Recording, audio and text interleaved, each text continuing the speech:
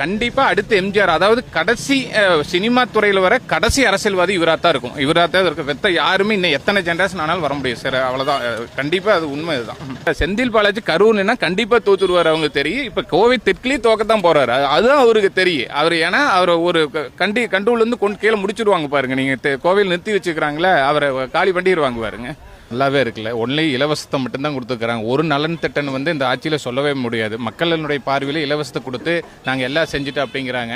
எல்லாமே பார்த்தீங்கன்னா ஏடிஎம்கே கவர்மெண்ட்டில் செஞ்சதாக பார்த்தீங்கன்னா அதை கன்டினியூ பண்ணிக்கிறாங்க. இப்போ ஏடிஎம்கேல 11 மருத்துவக் கல்லூரி, 4 வேளாண் கல்லூரி, இது 7.5% மருத்துவ இடஒதுக்கீடு கவர்மெண்ட்டுக்கு. அவினாசி அத்திக்கடவு திட்டம், ஜிடி நாயின் மேம்பாலம் கோயம்புத்தூர் 10.1, கிளாம்பாக்க பேருந்து நிலையம் எல்லாமே பார்த்தீங்கன்னா அவங்க ஆட்சி. இவங்க ஆட்சியில் பார்த்தீங்கன்னா எல்லாத்துக்கும் இலவசம் கொடுத்து நாங்கள் நல்லது செஞ்சோம் அப்படின்னு பண்ணிக்கிறாங்க. தவிர மற்றபடி எது இந்த எனக்கு தெரிஞ்சு சிறந்த இதுன்னே சொல்ல முடியாது.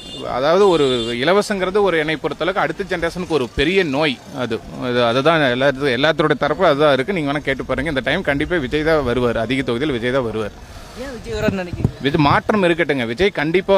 விஜய் பார்த்தனா என்னங்கிறாங்க, விஜய் என்ன படத்துல இருந்து அப்படி நடிக்க மாட்டாங்க. 30 நேர்மையான அதிகாரி வச்சு உலகத்தையே ஆள முடியும். அவரால் கண்டிப்பா நம்ம தமிழ்நாட்டில் ஒரு சிறந்த ஆட்சியை கொடுக்க முடியும், சிறந்த மக்களுக்கான சேவையை கொடுக்க முடியும்னு எல்லாருமே நம்புறாங்க. நானும் நம்புறேன். இந்த 20 வயசுக்குள்ள தான் ஓட்டு போடுவாங்க, 30 வயசுக்குள்ள ஓட்டு போடுவாங்க, 40 வயசுக்கு மேல பல லட்சம் பேர் ஓட்டு போடுவாங்க. 1.5 கோடி ஓட்டுக்கு மேல வாங்குவாரு. 32, 33% ஓட்டு கண்டிப்பா வாங்குவார். நீங்க வேணா எழுதி வச்சுங்க.